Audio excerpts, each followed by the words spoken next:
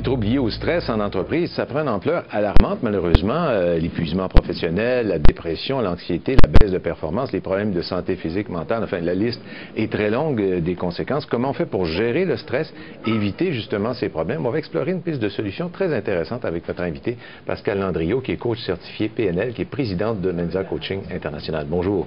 Bonjour. J'ai fait un peu de recherche sur le stress avant notre conversation pour essayer de comprendre la mécanique du stress. Bon, ça peut venir de toutes sortes de sources, mais souvent, ça vient d'une source extérieure, des événements extérieurs. Ça provoque chez nous, vous me direz si je me trompe ou pas, là, ça provoque chez nous une réaction physiologique et émotionnelle. Et le truc pour gérer le stress, d'après ce que j'ai compris, c'est d'avoir une espèce d'équilibre pour gérer justement ça, ces émotions et cette réaction physiologique. Est-ce que jusque-là, ça va? C'est très bien, très bien bon, expliqué. Là, j'ai exposé le problème. Vous avez une solution, une démarche particulière qui s'appelle, il ne faut pas que je me trompe là, exactement, la cohérence cardiaque. C'est une façon, en fait, de gérer son stress. Qu'est-ce que c'est cette histoire-là? Oui, bien en fait, la cohérence cardiaque, c'est une technique de respiration. Bon, on comprend la respiration, c'est quelque chose, c'est la première chose qu'on fait quand on vient au monde, c'est respirer. Mais pourtant, il y a plein de gens qui oublient de respirer. Donc, en un mot, si on veut, la cohérence cardiaque, c'est une technique de respiration. Puis je vais vous expliquer exactement comment on va la faire un petit peu plus tard. Mais je vais vous parler un petit peu d'où origine la cohérence cardiaque. On a illustré avec un tableau, donc contrôler son stress, cohérence cardiaque. Alors, il y a le parasympathique, le sympathique d'un côté. Et si on voit au bas de l'écran, il y a des flèches qui vont dans différentes directions, qui nous montrent, bon, ça peut aller au sommeil, l'apathie, l'intérêt. De l'autre côté, par contre, ça peut aller aussi quand même vers l'anxiété, la détresse, le chaos. Ouais. Alors donc, il y a tout un pan d'émotions, de réactions qui est causé par ça. Alors, c'est très vaste ce que peut amener le stress. Et l'idée de contrôler sa respiration, ça fait penser un peu à ceux qui font de la méditation, du yoga. Il y a un peu de ça là-dedans aussi. Oui. Hein? Ça amène un calme intérieur. Mais là, dans le cas de ce qui nous intéresse, la cohérence cardiaque, qui a pensé à ça le premier? Bien, en fait, c'est l'Institut HeartMath de Californie. C'est une série de médecins qui ont fait des recherches en neurosciences puis en neurocardiologie.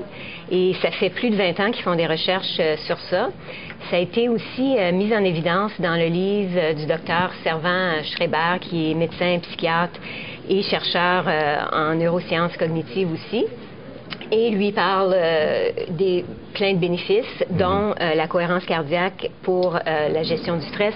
Le titre de son livre, c'est Gérer le stress, l'anxiété et la dépression sans médicaments ni psychanalyse. Oui, donc, c'est une des techniques. Il ne s'est pas fait des amis chez les psychanalystes. Il a été critiqué par bien des gens, sauf qu'au fil des ans, il y a de plus en plus d'études qui lui donnent raison au docteur Servan Schreiber, parce qu'il est arrivé avec des choses quand même assez révolutionnaires et il ne s'est pas gêné, lui, pour critiquer peut-être d'autres domaines.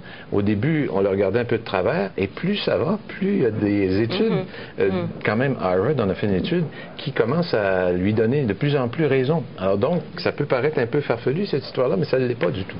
Oui, bien en fait, ce que les chercheurs disent, c'est qu'il y a un lien direct entre la vitesse de notre respiration et la vitesse des battements de notre cœur. Donc, on sait tous, par exemple, que notre cerveau a une influence sur notre cœur. Par exemple, on va voir un serpent, on va avoir peur. Donc, tout de suite, on va avoir une réaction et les battements de notre cœur vont augmenter. Mais ce qu'on sait moins, c'est que l'inverse est aussi vrai, que notre cœur a une influence sur notre cerveau. Il y en a même qui disent que le cœur a son propre cerveau. Maintenant, quand on vient régulariser les battements de notre cœur à travers la respiration, qui est la technique de cohérence cardiaque, on vient en quelque sorte influencer notre cerveau, qui est le maître de notre système nerveux autonome. Et ce que ça fait, entre autres, c'est ça réduit la production de cortisol, qui est l'hormone du stress, donc par le fait même la diminution du stress. C'est certain que ça a plein d'autres effets finalement. Aussi. Oui. Ouais. Comment on applique ça, là, on fait ça quotidiennement? Comment on met ça en application? Donc, en fait, il y a la méthode 365 qui a été développée par le docteur David O'Hare, qui a travaillé d'ailleurs avec le docteur Servan Schreiber un certain temps. Et c'est tout simple, c'est la méthode 365. Il y a 365 jours dans une année. Donc, le 3, c'est pour 3 fois par jour. 6 pour 6 respirations par minute pendant 5 minutes. Donc, on peut aussi prolonger là, jusqu'à 20 minutes, mais après 20 minutes, les effets bénéfiques continuent pas à se faire sentir. Donc, on se fait cette petite routine-là quotidienne. Et déjà, on va voir tout de suite les effets positifs. Oui, puis qu'est-ce qui est intéressant, c'est que même si on le fait seulement pendant 5 minutes, les effets bénéfiques vont durer quelques heures après. Donc, en faisant une pratique régulière, on vient contrôler son stress. Ça serait une bonne idée de faire ça avant d'aller au travail, tout simplement? Avant d'aller au travail, pendant la journée, etc. Et puis même, quand on le pratique pendant une période prolongée, quand on est dans une situation stressante, immédiatement, on peut se mettre en cohérence cardiaque et tout de suite, par exemple, pouvoir prendre une prise. Les athlètes font quelque chose de semblable aussi, contre la respiration. En fait, c'est beaucoup utilisé au niveau de la performance. Merci, Mme Landriot. Au revoir.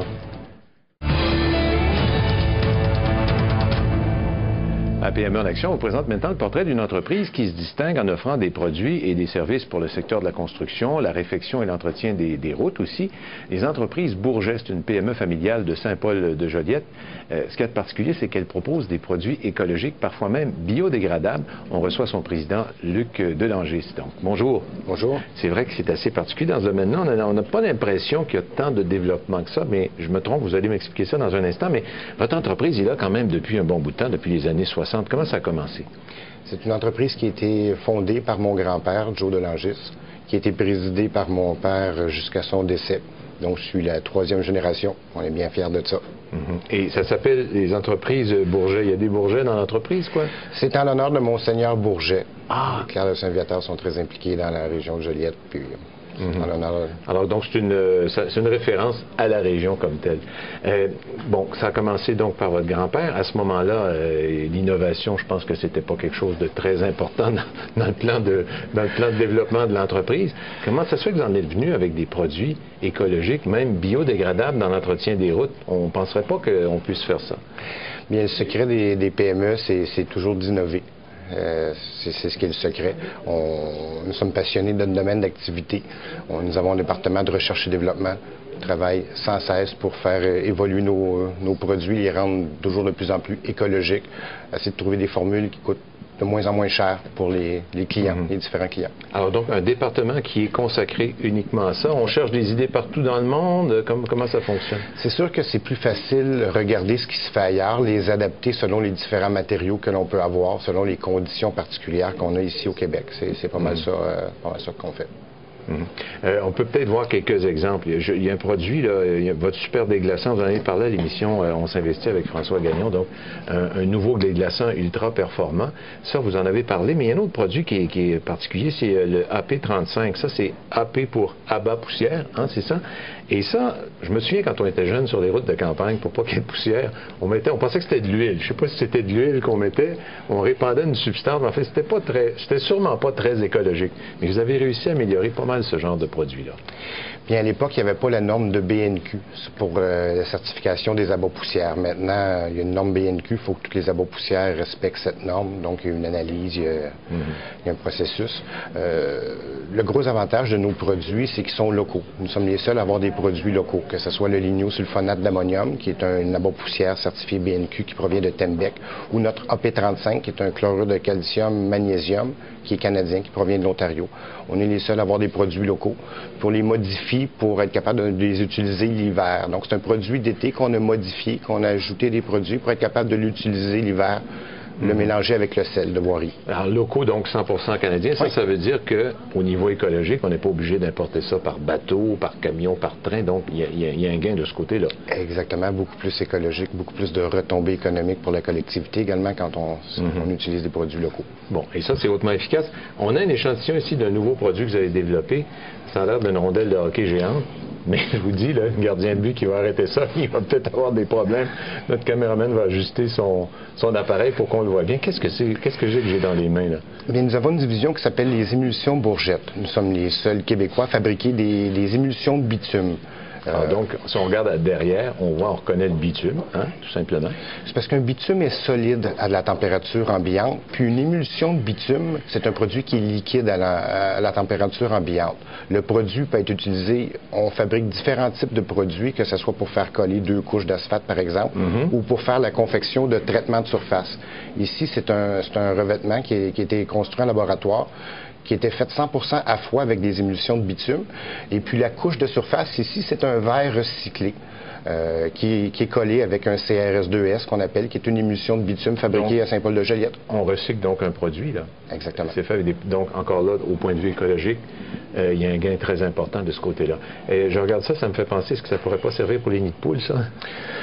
Ça fait longtemps qu'on cherche la solution au problème des nids de poules. Bien, souvent les nids de poules, on va vendre des émulsions de bitume aux gens qui réparent des nids de poules en cette période-ci de l'année ou un petit peu plus tard en saison. Oui, c'est des liants, c'est pas l'idéal.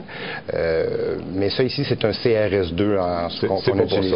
C'est différent. Bon, mais si jamais vous trouvez la solution au nid de poule, votre compagnie va prendre une expansion extraordinaire. Bien souvent, la solution pour les nids de poules, c'est d'avoir une bonne fondation granulaire. Ouais.